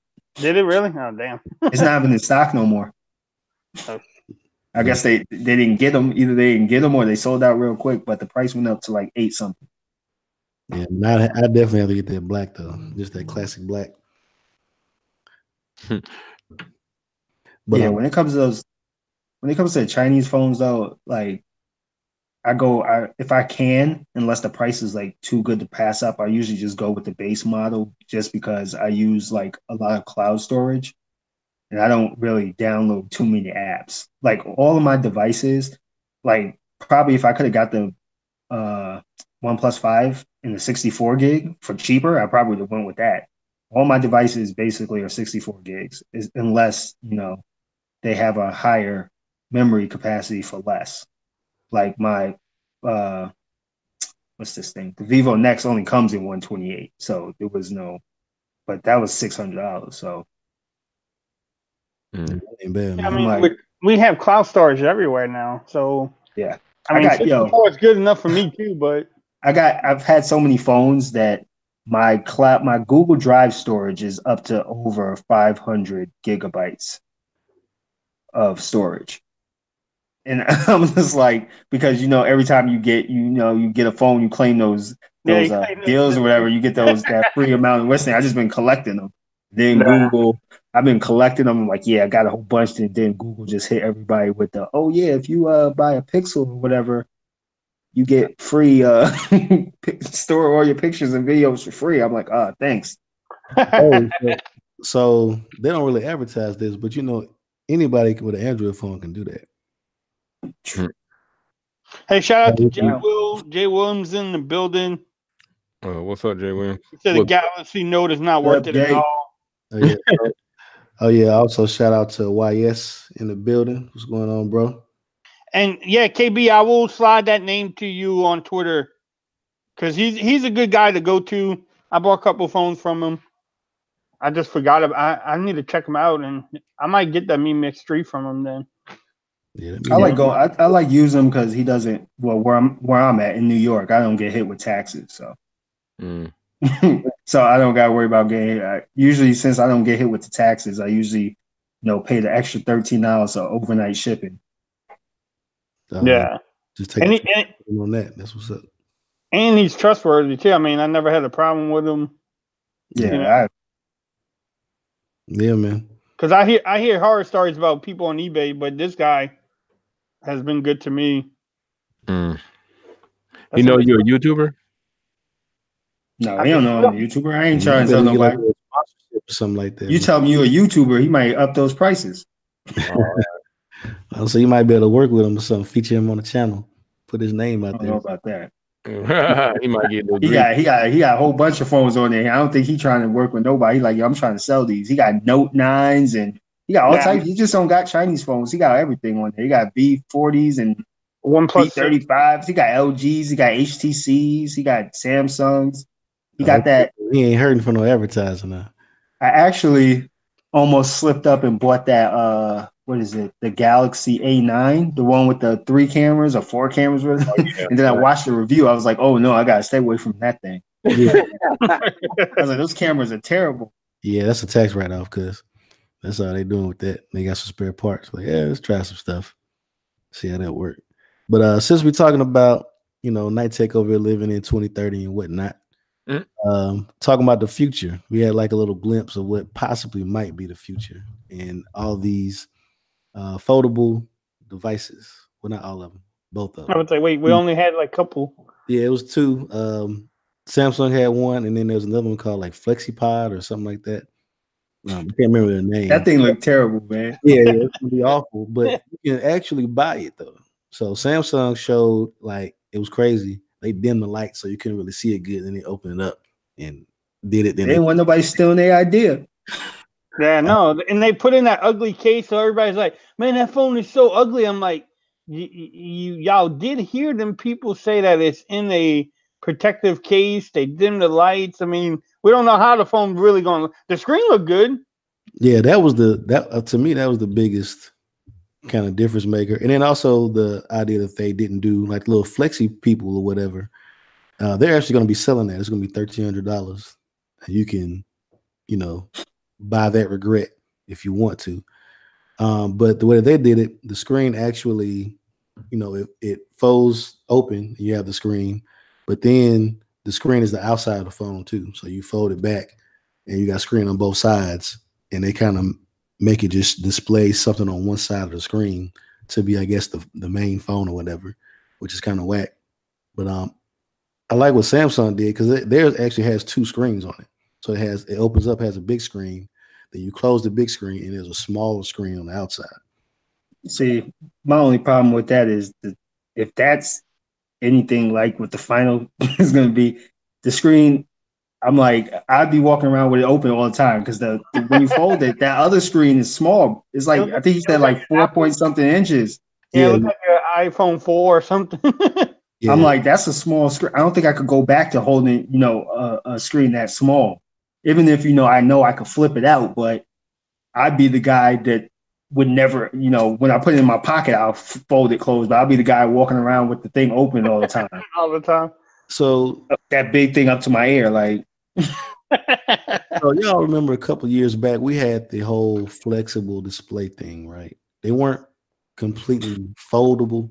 They were just flexible. I know LG had one. Samsung. I had the G Flex. Yeah, the G Flex, the Samsung Galaxy Curve. They kind of came and went. Do y'all feel like this whole flexible display thing is going to kind of go that same route? Or do y'all think they're actually going to eventually become like the future of smartphones? Because we got some rough, demonstrations out there right now. It ain't looking too I good. wouldn't. I feel like they shouldn't even show that thing. Honestly, either one of them. I feel like they should have held off. Because you remember when LG first announced they were working on a flexible. I mean, LG. Samsung said they were working on a flexible display, and they did that demonstration video where they had, the people sitting at the table in the restaurant, and they was pulling out their different devices that supposedly Samsung was going to release, whatever. Yeah. So you remember the one? I think the best implementation was, remember the one that pulled out? Yeah, I feel like that one was the best one. Like I don't know how I feel about folding my phone closed like that and then open it. I just don't. I feel like I would rather, have a phone and then be able to pull the thing out. Right. Or even the other one where it was like a clamshell and it closed like that. I don't know. This whole foldable one, I'm just like, I'm not. So yeah, I feel like they should invest more time. Give it a couple more years before you release that thing. Yeah. So do y'all feel like they're trying to solve a problem that nobody really has right now? Because you can buy a Mate 20X. It's got a 7-something inch screen on it. I'd rather carry that around. I don't want to. Yeah. I'm not sold on the whole folding thing. Like they're saying it because they're like, okay, you can basically have a phone and a tablet. But if you really think about it, come on, we're techies. We know this thing. If it ain't an iPad, tablets ain't selling like that. So meaning people ain't buying these tablets. So nobody's really worried about tablets unless it's an iPad. Right. And I ain't think about that. How did Samsung come up with the idea that people wanted their phone to turn into a tablet? That's a good point. Like you just woke up like, yo, man, I feel like they could do so many other things with having a flexible display other than making it turn into a tablet. Flexible displays are probably more convenient for home use. You know what I'm saying? Like the one you just mentioned earlier that rolls out of that little tubing. Having something like that in your kitchen, you pull it down while you're fixing something to eat, and you might check something off or something of that nature, and then roll it back up and get your coffee and walk out or something like that. Something like that. That's more practical. But I'm like, folding your phone to put it in your pocket to whip it out and have a tablet. Like, I don't. How thin is the phone going to be too? I mean, you're going to have this big brick in your pocket now. Yeah. Because it's not going to be able to fold. It's not going to be able to fold like my, Yeah, it ain't going to be that. Nah. For a long time. It ain't going to be that so thing. It'll be more. It's more valuable at home. Have a waterproof one in your shower. You pull it down. You hit your favorite music. Roll it back up. Or you're in your kitchen. It's going to be. It seems to be more advantageous for the. Dang. But put it this way though, if when Samsung does it, everyone on this panel, half of the people in the chat room will be checking it out and probably getting one. We will. We will. I don't know, man. I haven't bought a Samsung device in a while. Maybe not Night Tech, but BG TechLife, Mr. Eric Kelly, Mr. Samsung himself will definitely be getting that device. No, it depends on what they. Get the device. If it's not, they will add a pen to it. You'd be like, "Oh man, I'm getting this device." Camera's going to be on. I'm not gonna buy a trash device.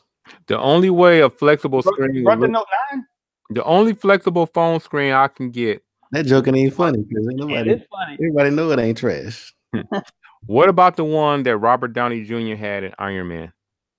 The all see-through one that was like a fold out. He pulled it out. It was literally all clear with the LED lights in it. And he took an image off of it and threw it on the screen when he tried to embarrass Hammer, that guy. Yeah. So I'm like, yeah, if you give me something like that, then yeah, sure, why not? Yeah, you can just throwing stuff everywhere. Yo, have this have file. a lot of leeway with something like that. It can be a little bulky, a little ugly. That's functionality though. But y'all make the funny part is when I went to CES, let me think. When I went to CES with ZTE, me and Jay Will were at this booth with Mobile Geezer. And it was the company that actually made the 3D displays for the ZT Axon. What was that device? It was like the Axon 7 Max or something, the one that had the 3D display that never came. So it was the company that actually made the screen for that device. They had all these TVs and stuff. And we're standing there, me and Mobile Geezer are standing there, we're looking at this big giant TV, and I'm like, yo, what is that? He's like, oh, because everything was all black and like the letters and stuff on it were green. It looked like something out the Matrix. So I'm like, what is that? He's like, oh, that's a touchscreen TV. So I'm like, what? He's like, yeah, touchscreen TV. No lie, this thing had it was almost like something out of Iron Man. You could touch it and like move stuff around and turn the thing. And I'm like, man, that thing's got to be like. I asked him, and he was like, it was only like $8,000. I'm like. He's like, yeah, it's $8,000. Like, yeah, where can I spend $8,000 to get this thing? Because that thing could literally probably replace your computer and all this other stuff. But I feel like Samsung with the folder display is a good idea. But I'm like, there's so many other devices right now that are coming out with more. I feel like they're more innovative like ideas. For example, Nubia, the off-brand of ZTE. They came out just, I believe it's called the Nubia X. 2 screens on one phone. You got one screen on the front, one screen on the back. Yeah. I'm like, and it has no notches. Full screen. Yeah. I'm like, you telling me they can come up with that? And they're a smaller company, then they're just a smaller company off of ZT. I'm like, they can come up with an idea like that. But Samsung has been spending whatever amount of years on a flexible display, and we still haven't seen this device till now. And they're still saying 2019, but yeah, I'm like, I just don't see the use for it yet.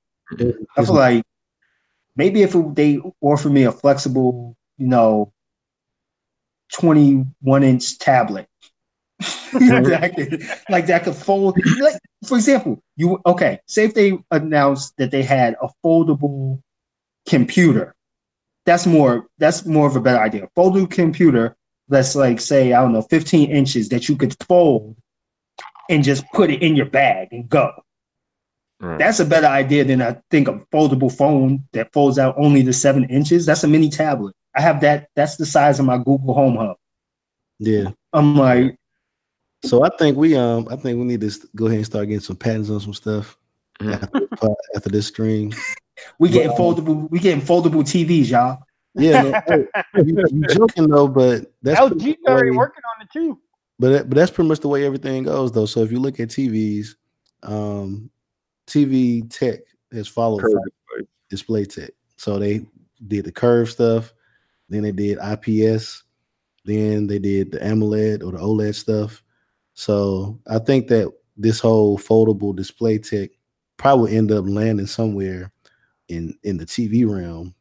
Just because in phones, as far as phones go, like nobody really wants that. Like nobody's walking around with a phone and like, I need to make the screen bigger. What if you have a TV that's like a 50-inch that folds out to like 90 inches or something? Yeah, man. Game day on Sunday. It wouldn't be practical to have an 88-inch TV every day of the week, but game day, if you you just roll it out, flip it out. Yeah, roll it out. For special occasions, movie nights. You do the only bad part about that is, you get your house robbed, they getting out real easy with your TV. They fold that joint up, put it in a bag, and just walk out. That's the life you live, though, man. You need to plan accordingly. Yeah, make sure you got some proper protection around there.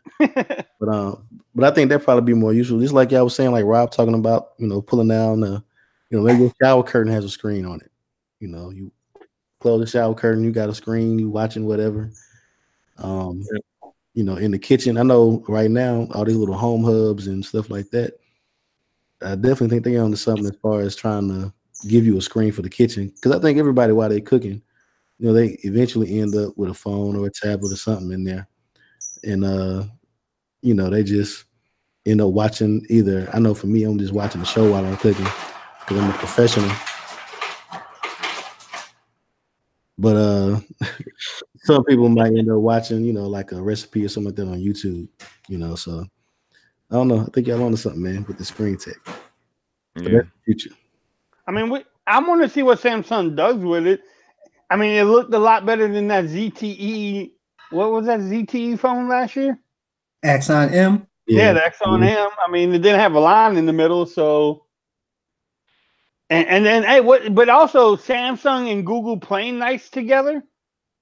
That was something. I mean, I don't know if a lot of people skipped that or didn't see that, but Google, making the software to do that three app thing at the one time, and Oh yeah. Well, I mean, you got to think about it. Who else is going to do it? Yeah. Samsung? Did you don't remember that? I don't remember the name of that OS. That was a flop. I don't. What was they had their own software on their phones that they talked about. It was gonna end up on all the phones. Yeah, it made it to Africa and died in Africa.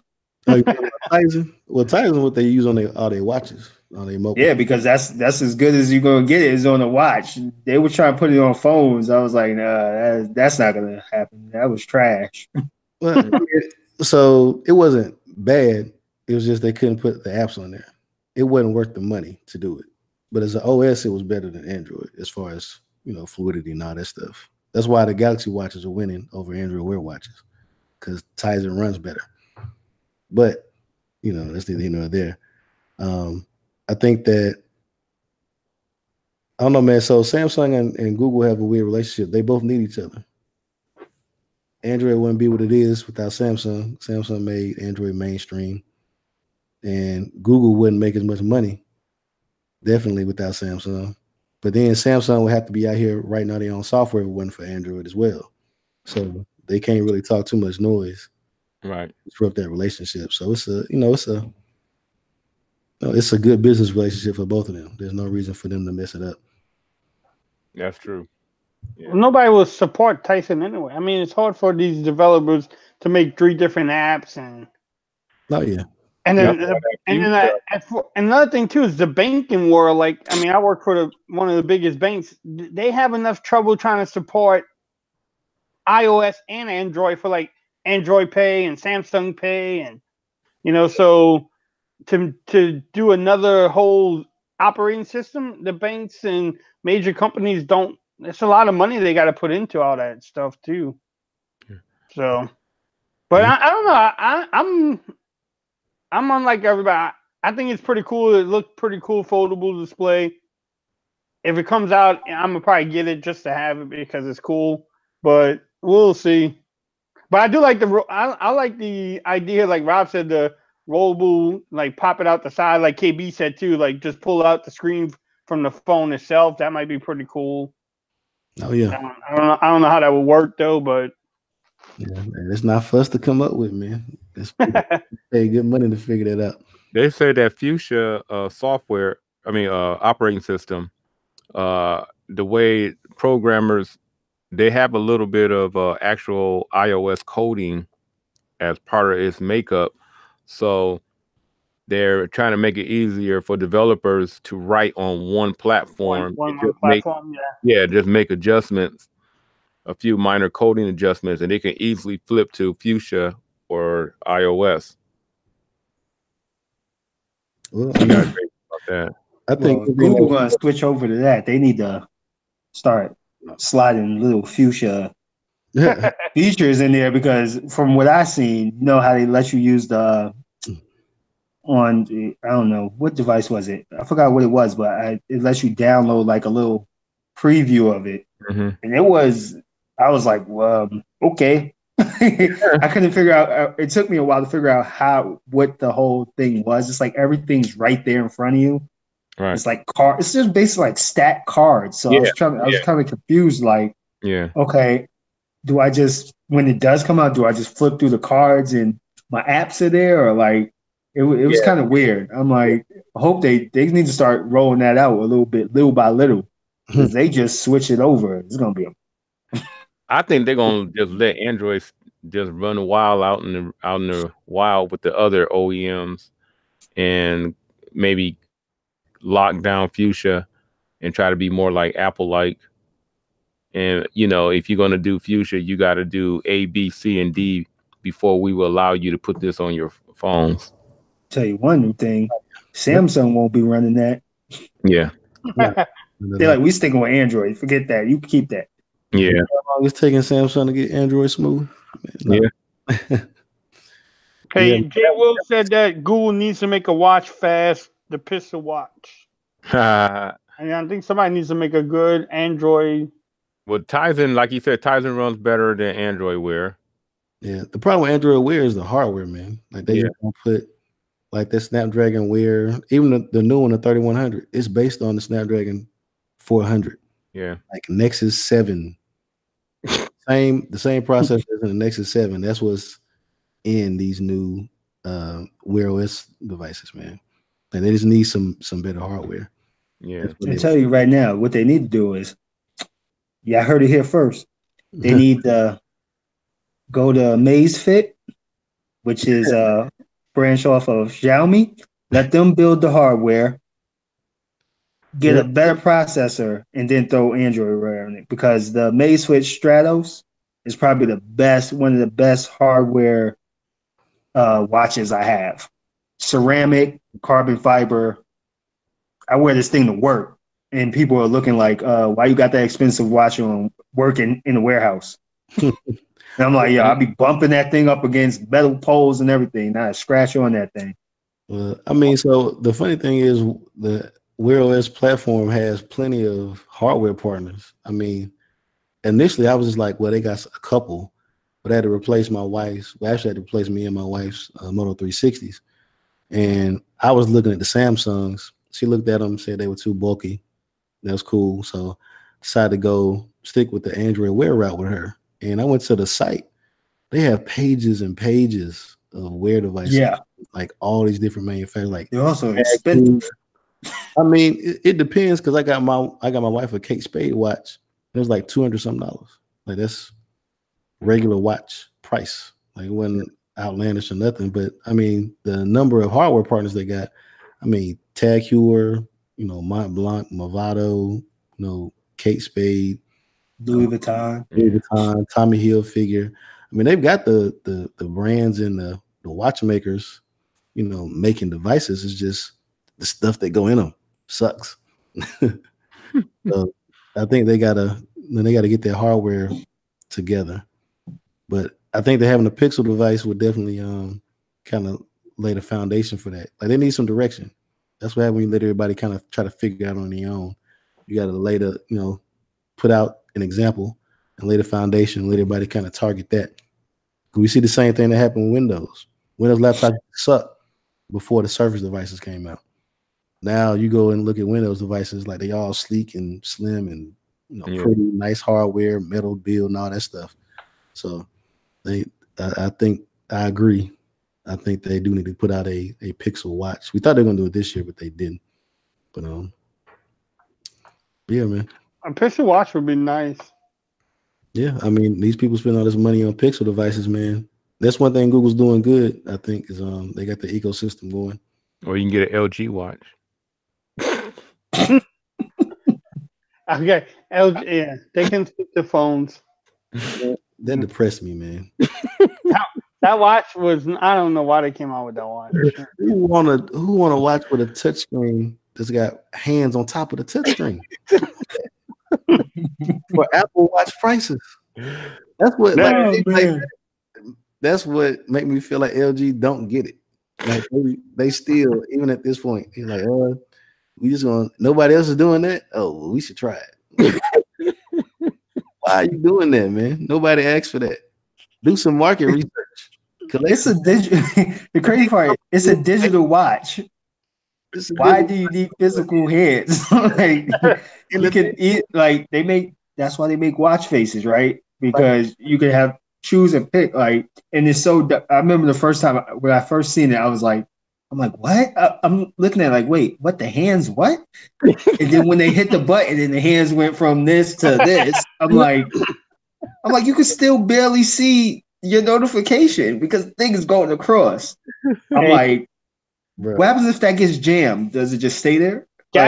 Gadget Biz said he's still rocking his ZT Quad. That's a great watch. I still have mine too. It's charging right now, and the battery life is pretty good too. But yeah, that watch, and they said even with the hands folded, it still gets in the way of the messages and.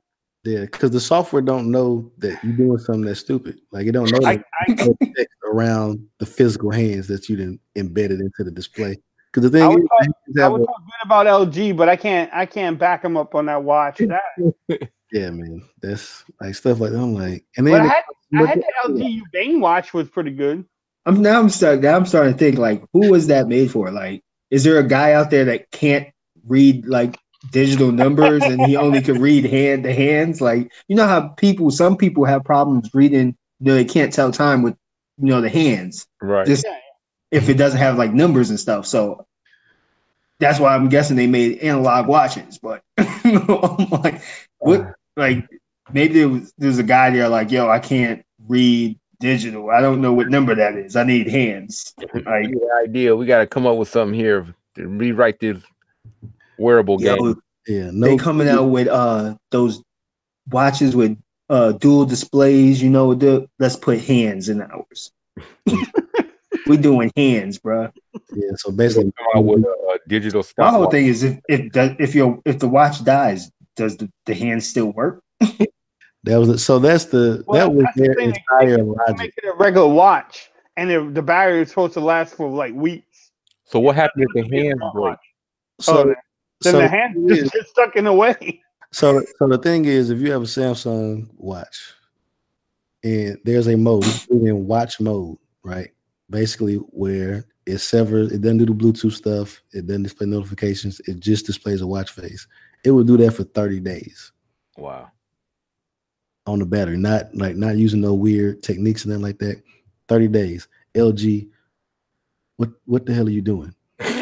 That's the new Snapdragon. I think the new Wear OS does the same thing now too, where you can just slow it down or make it a regular watch too. So I don't know what LG was thinking. I can't back them up on that one. Yeah. Hey, Jay Will has a question. Is there anything competing with the Pixel cameras for photos, or anything competing with the iPhone for video recording? I'm gonna say my V40 competes with the iPhone for video recording. Yeah. I don't know about I don't have the Pixel, so I can't say how good the cameras are. Some people say the cameras are really good. Some people say that they're okay for photos. I don't have it, so I don't know. Only thing I can say about the Pixel is that people are starting to emulate them, whereas software is the best way to go about getting a better portrait picture, getting more out of one camera lens. And I think it allows you now where that second lens could be more of a wide angle than a telephoto or helping you with the portrait. You can do it all with software. So if everybody starts emulating that, I think cameras are going to get better, come in the next year or so. Yeah, I'll say this. It's hard to find a camera that doesn't have the potential to take a good picture.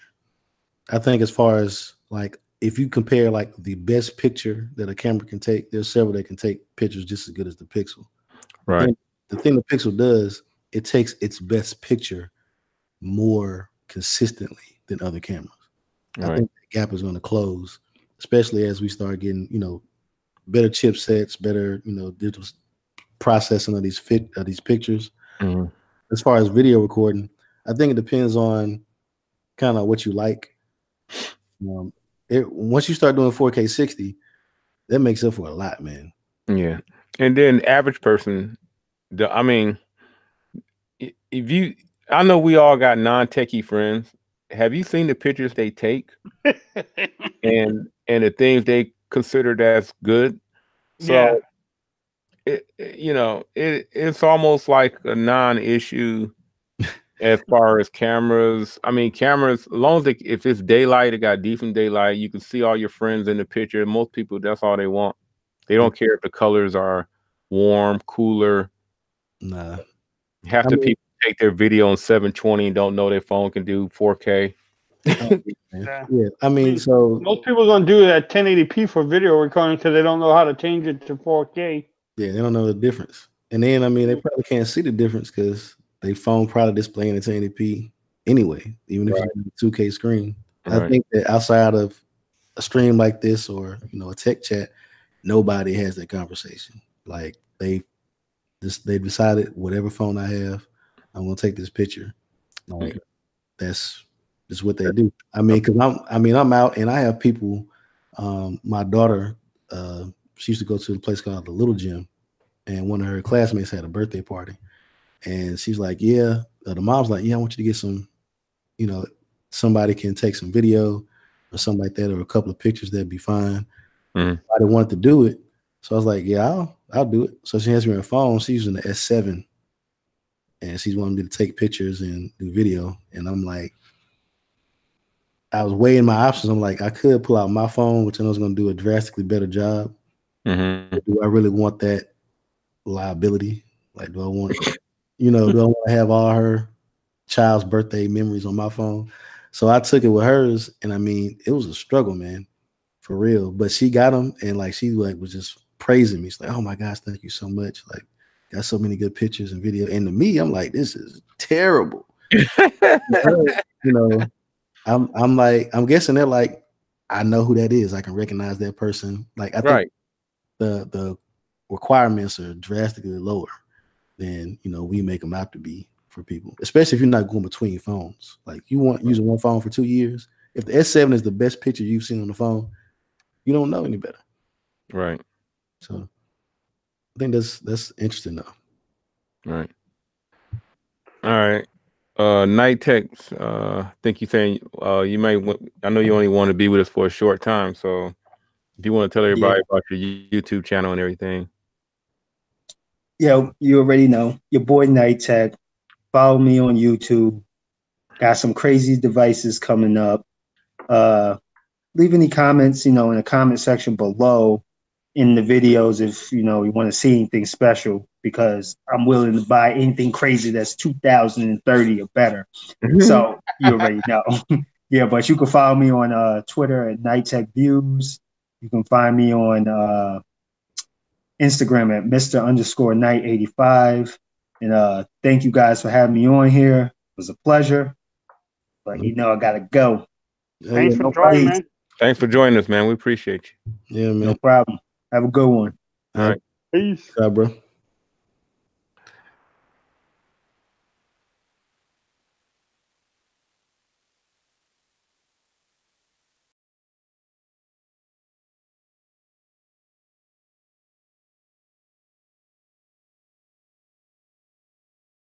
And I'm always good. That is one less week of work.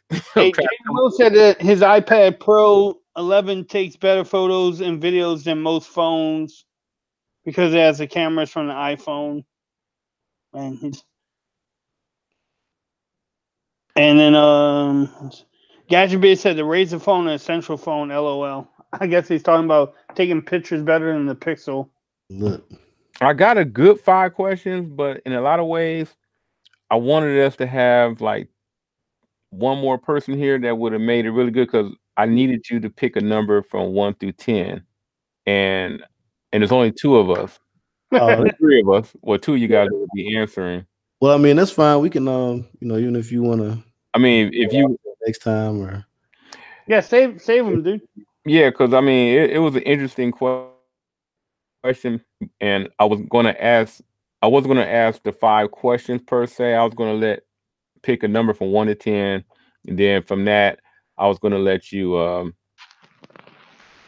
expound on that answer, expound on what the subject I was going to give you. Save it, Rob. Save it. I'll save it. Save it. I got some old questions for you, though. I might throw out 1 or 2 right quick. Yeah, if you got some in the stash, man, go ahead and hit us with them. Okay. Well, you wasn't here last week, so you might appreciate this question, right. Eric. I'm gonna name you 5 phones, And as I run down each phone, you say the first thing to pop in your head. All right. All right. LG V40. Trash. Note 9. Surprisingly good. OnePlus 6. Blew my mind. iPhone XS Max. A big boring phone. And Mi Mix 3. Gotta get it. All right. That's what we did last week. Just say the word association, first thing that came in your mind. Throughout them phones. Yeah, I figured. On the Mi Mix, I agree with Eric on the Mi Mix. Like, gotta get it, need it, want it. I felt like Forbes would appreciate my first answer. Yeah, I was about to come to the screen and slap you, but you know, my gangster, you. Forbes, let me go ahead and do you right quick. Oh, all right. First phone, V40. First thing. Very underrated. Note 9. Come on. First thing. Boring Samsung. Okay. Boring Samsung. OnePlus 6. Fast. iPhone XS or Max or whatever. Very smooth and a good choice for everybody to get. I don't know. All right. And Mi Mix 3. I need it. I want it. Gotta have it. Really bad. It looks like a pretty good phone. Yeah. All right. One question right here. Was there a tech item that surprised you that you expected to suck? Was there something that sucked, but it actually surprised you? I think we did this before, but I can't remember. Yeah, I know. I'm just damn. Something that was supposed to suck and that was good. It could be headphones, it could be displays, tablets, it could be anything. So, I mean, if I'm gonna answer that, last year when I got the iPhone 10, I mean, I might have answered this question differently before. Yeah. But thinking about it now, I thought the iPhone 10, when I got iOS for the first time in so many years, I thought it was going to suck. And I was surprised that it was a lot better than what I was. I could see why people love iOS. I could see why, people enjoy iMessage and everything else. So I'm going to say the iPhone 10, because that was my first introduction back to iOS compared to my iPad and stuff that I had before. I don't know. That's just popped in my head right now. So for me, I'm sure just like you guys do, I get some whack products from some people. But there's this company that makes some Bluetooth speakers. And I was thinking like, oh man, these speakers cheap. They're going to be terrible. They were surprisingly and shockingly good. The company name it's like Aomis. That's how I say it. Aomis, I think. But either way, their speakers sound like shockingly good. And then you compare them together and it's like mind-bogglingly good. Shocking. Yeah. I can see. I'm gonna start wearing glasses and like showing my face more because I can look everywhere and nobody can see what I'm looking at. This is actually pretty cool. Well, I don't even have to be looking at y'all and yeah. Just FYI. Well, I mean, you're gonna look crazy anyway, so yeah, why not? Yeah, right. Might as well get the benefits of it. Forbes looks like a gangster. And I have my glasses underneath the sunglasses, so I can actually read now still. Yeah, that's a pretty good thing. You like a retired thug. Just like Alan said, you look like every mugshot composite that somebody said about somebody who robbed them. All right, You done throwing us questions, Rob? Yeah, that's pretty much it, man. I'm gonna save the one that for more panel, a bigger panel. All right. Well, I didn't want to, distract from the questions because they're always real good. I don't know how you do that, man, but they always good. But before we go ahead and wrap up, me and Mrs. Tech Gent have an announcement. We are currently making a baby, man. Oh, I already knew this because I'm following you on Facebook. Yeah. If you're not following me on Facebook, congratulations, man! I wanted to bring that up. Congratulations, you and Mrs. Tech Gentleman, aka a little Eric. Yeah, well, so we already know it's gonna be a little girl. Okay. No idea what the name is gonna be. Man, your hands are gonna be full. Hey, instead of phones, you better invest in some shotguns, bro. Cause two girls. Ooh. Hey, look, that's what my wife was asking one girl, dude. Yeah, well, my wife asked me. She was like, "Well, you know, you got another girl now. Like, how do you feel?" Like, well, that's what I got 2 arms for, Girl needs one. But nah, man, I'm hyped. I'm excited for her to go ahead and make her debut. But yeah, man. When is the debut? She due May 5th. So May 2nd. Baby. Hey, May 2nd. Pop it on May 2nd. I'm May 14th, so I wouldn't be. You're gonna be going on hiatus for a while. Yeah, the whole month be just really because my wife's birthday hers in April, mine's in May, and then my daughter's birthday is in June. So we might have to block off that whole that whole season, and just celebrate life. Yeah, I don't blame you.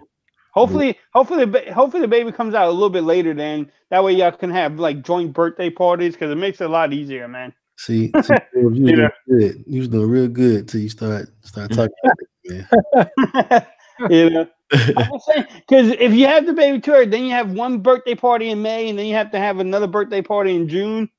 Dude, block birthday party is good. Have you met girls? That's gonna happen anyway.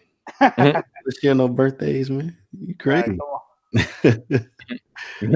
Miss Kelly said, "Not twins." Somebody in there wishing twins on her. Oh, no, not twins, man. We not twins. One baby at a time. Well, congratulations, and all we can wish for is a healthy baby girl. Number 2 for the Kellys. Yeah, appreciate it. Thank you very much. Welcome to my world. Oh yeah, yeah. I'm gonna be hitting you up, man. I need some advice. 1 boy and all girls. 4 girls. 4 girls? 4? Dang. Yeah, all my kids are grown though, man. I ain't worried about nothing. That's why his hair is so gray right now. Yeah. Man, I have enough with 1 girl. I don't know what I would do with like more than 1. Yeah, I'm trying to telling the truth. That's what I do. I don't. I tell them about boys. I don't mince my words. I try to tell them. Oh yeah. Stay focused on what you want to do and don't let no boy talk you out of nothing. Oh yeah, man. I feel bad between me and my wife. These 2 girls, they're gonna be hell, boy. Man. They gonna listen. All girls, they want to be like you. They gonna see you guys how your life is emulated. They're gonna follow you guys. They're not gonna want to. They ain't gonna want to be in trouble. Kids don't. You give them a good example, they'll follow it. Yeah, most definitely. That's what I feel. That's my daughter. She's 3. Well, she's a little more than 3 now, but she's to that point where she wants to do what we're doing. Right. So it's flattering at first, but also she will show you where you messing up at too, because she's doing what you're doing. So you see her doing stuff, and it's like, that's not you can't do that. Oh well, you stop and I'm gonna stop. All right, we both cut that out. That ain't nothing you need to do. Yeah. But well, congratulations, man. Yeah, congratulations to you and Mrs. Kelly. Appreciate it. I sure don't miss those days, man. Diaper changing, staying up to 2 to 3 o'clock in the morning. Oh, I do not. It's coming, Grandpa. One day. No, dude. like you said, I'm teaching my kids. Well, the boys are something else because they boys. You know how boys are. But my girl is focused, bro. She college, house, job before boys. Like, and boys are not in her life, and I don't think she is really. She's graduating hopefully this year from UT. So yeah, but the boys are something else, man. Yeah, you're gonna have to work on it. They 18, but yeah, no grandkids for me, dude. Nope. No. hopefully another 5 or 6 years, 7, 8 years from down the road. Yeah, I think I'm about 30 out myself. Yeah. You good. But well, again, dude, congratulations to you, Miss Kelly. That's pretty awesome. That's awesome. Appreciate it, man. Appreciate it. But yeah, man, if y'all ready, it is 11 on the dot here, 12 on the dot. Let's do it. Yeah, I'll let Rob go first, dude. Go, Rob. All right. Well, okay, everybody. You can find me on YouTube at RP3 Tech Reviews. Also, you can find me on Instagram at RP3_Tech Reviews and on Twitter at RP3 Roman numeral 3 Tech. Again, thanks everybody for showing up, all the regulars, everybody, Guy Davis, YS, Miss Kelly, Sean, so many of you guys out there, Gadget Beer, everybody. We appreciate everybody. KB, we really appreciate you. You've been rocking with us from day one. And again, that's another episode. I'll throw it to Forbes. What's up, everyone? This is Joseph, your favorite Cajun tech reviewer. You can find me on Twitter at Forbes Reviews. Me and Rob are going to work on our social media game because, we definitely slacking there. You can follow me on Instagram at Forbes Tech Reviews. Again, me and Rob is we need some help on our Instagram posts and stuff. We don't post there enough. Hey, y'all got kids, man. Get them on that. I need to, man. And you can follow me on YouTube at Forbes Tech Reviews. Like Rob said, shout out to everybody. It's been fun. Shout out to Jay Will. Shout out to Night Tech for actually joining us, talking knowledge. He has all the overseas phones, Alan Anthony on the midnight shift. Alan Anthony, phone tech at work, BG TechLife, and Android Stud, Team 100. It's been fun. Episode 62. Man, 62 episodes, man. Think about it. And if you don't know, now you know. I'm Eric Kelly, aka the Tech Gentleman. You can find me on Instagram at the Tech Gent, on Twitter at the_. My bad. Find me on Instagram at the Tech Gentleman. Find me on Twitter at the_Tech Gent. I'm kicking off my Facebook page. I've been posting there for a while, but I'm going to go ahead and start sharing it with people. The Tech Gentleman on Facebook as well. And Google Plus, as long as it's alive, man, the Tech Gentleman. Check me out. Team 100, Android Stud, RP3 Tech Reviews, Forbes Tech Reviews, Phone Tech at Work, BG Tech Reviews.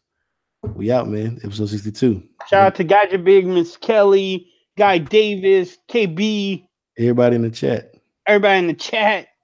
As Alan Anthony would say, pow, pow, pow, pow, pow, pow.